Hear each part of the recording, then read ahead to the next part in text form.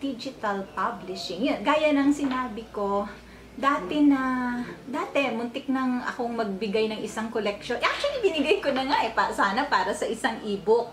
Kaya lang, parang na-excite ako na, oy, maglalabas akong ebook, parang ang feeling ko in. Yun na yung gano'n. Kaya lang, may mga nangyari, mga sunod-sunod na pangyayari, naniniwala kasi ako sa mga signs, sa mga signos ng universo. Quote-unquote. So, pinull out ko siya at binigay ko sa isang sa isang publikasyon ng na hindi ebook. So, yun. Pero, I trust, sabi nga nila, di ba, papunta na raw ang lahat sa digital publishing, pero syempre walang pantay lang ang tingin ko doon, kung mahal ko ang mga libro, kaya ko rin namang mahalin yon. Kaya lang, siguro nandun ako sa henerasyon, gusto ko pa rin hanahawakan yung libro, di ba? At buksan, amoy-amoyin, at itago, at ipamana. Yun. So, yun. Ang digital publishing, siguro ang positive side niya is marami rin ang maiengganyo ngang magsulat pa. Kasi nandyan na parang ang bilis na available ang technology. Yun ang tingin ko. In fact, parang nagiging bukas pa rin nga ang pagsusulat para sa lahat. Pero hindi naman ito kayang parang matitigil na yung publication ng books or ng that hard copy. Kumbaga, hindi pa rin niya malalaktawan yon sa ngayon. Isang equalizing siguro thing yung digital publishing, one way of, I think, democratizing field. Why not? May effect naman yung digital publishing. I'm sure yung UP Press ay na-apektuhan ng digital publishing. But while it could somehow affect yung traditional publishing modes probably in certain negative degree, pero ito na yung isang makabagong mode at kailangan i-welcome, and I'm sure nakaka-adjust naman at nakaka-angkop. Ang mahalaga is I think sa akin yung makaabot sa mas malawak na tao, no? Yung mga sulatin. Digital publishing, yes. Although I don't understand much of it, surely let there be more of that, so that there will be more works out there for people to read, for people to criticize, for people to encourage people to publish. Yeah, so that there will be more sharing, more of a community of writers and scholars. Yeah. Of course, this will influence the production of writing. There will be more of that, no? Since the writer would want to have would want readers.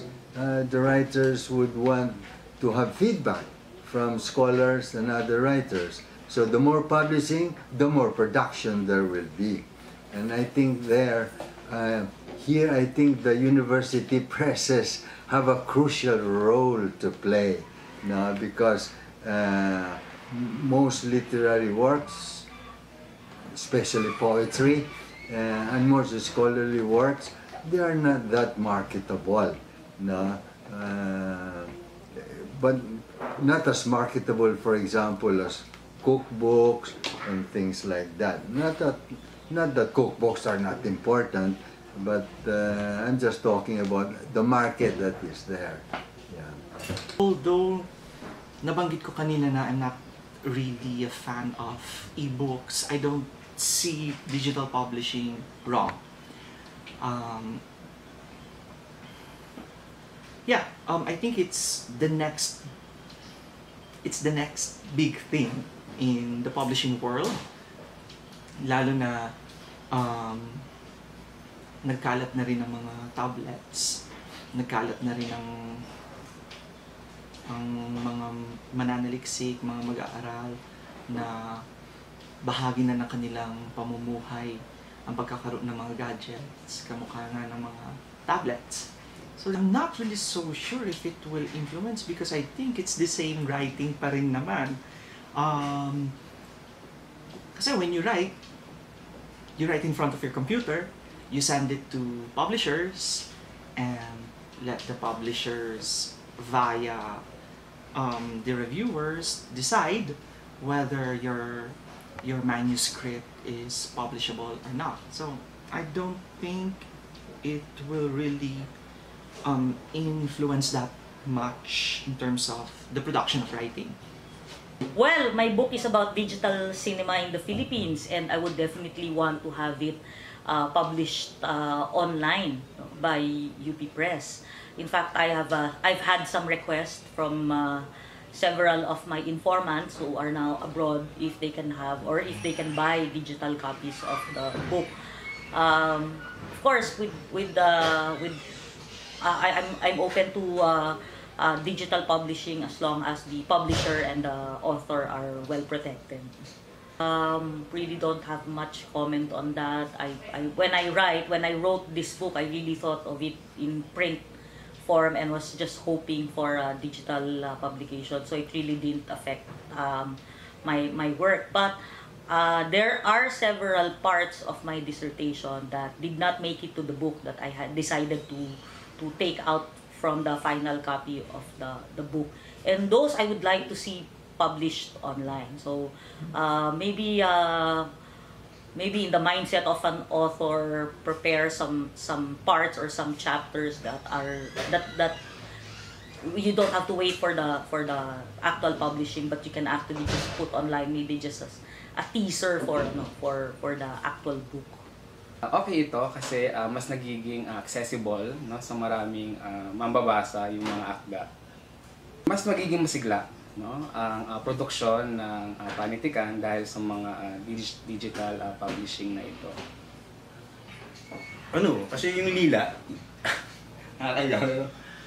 out of desperation, out of loneliness, nilabas ko siya ng online 2 years ago. Kasi 2008 ko pa nasulat yung Lila. Siguro yung part na gusto kong may makabasa ng nobela kahit wala na yung pangalan ko. So nilabas ko siya. Kahit alam ko namang hindi ako nagbabasa ng digital publishing. Pero maganda siya kasi marami na na-reach sa market. So ang literatura naman ay hindi tungkol sa hubog o sa anyo. Ito tungkol sa tingin ko ulit, sa damdamin ng literatura. Walang kinalaman kahit isulat mo pa yan sa bubble gum. For me, wala. Yeah. Sa tingin ko, lahat naman ng naniniwala ko na kailangan sumabay sa teknolohiya at pagbabago ng kahit anong market, be it pagbebenta ng bra or laptop or sayaw, sining o hindi. Makaka-influensya siya sa malaking dahilan dahil mas maraming maabot dahil wala nang nagbabasa ngayon physical books. Meron akong kaibigan na mahilig magbasa pero wala siyang sariling library. Nagmulat ako, sabi ko, mahilig ka magbasa. Tapos binuksan niya yung Kindle niya, andun lahat ng... Pero still, literary-wise, knowledgeable siya about literature. So, I think wala namang... Kung may positibo at negatibo. Kasi, ewan ko, iba talaga yung sinusugod mo yung bookstore sa iba't ibang lugar dahil nagkakaroon ka ng kwento ng libro. Tapos iba pa yung kwento ng libro or kung ano mong libro yun. So, yung bookstore ko kahit kilala ko kung saan ko nabili lahat. Alam ko kung kailan ko, hindi eksaktong taon ng araw, pero alam ko, sa REC pa yan, sa UP Press ko binili yan, or sa National, binigay sa akin ng ex ko, whatever. So, positibong impluensya siya sa mas maraming aspekto. Yeah. Digital publishing is good, but there are people who still like the hard copy books, the smell of books, the feel of books. So they should have a choice. Writing will always be there, whether they are written on ruled paper or on typewriter. I don't think there are typewriters anymore. Or with the use of computers. But writing will always be there as long as there are people who would like to write and there are people who would like to read. I don't understand anything about digital publishing either. Well, of course, there will be more production, more publications if we have all this high tech. As a matter of fact, this one that I wrote this last time, I could gather without having to go to so many libraries and spend so much time. I was able to get from the, what do you call this, computer, all the statistics from the census and so on. I got a lot from that. That's why it was much easier for me in this third edition compared to my writing the second edition of that book, of my book. It's easier. It was easier for me.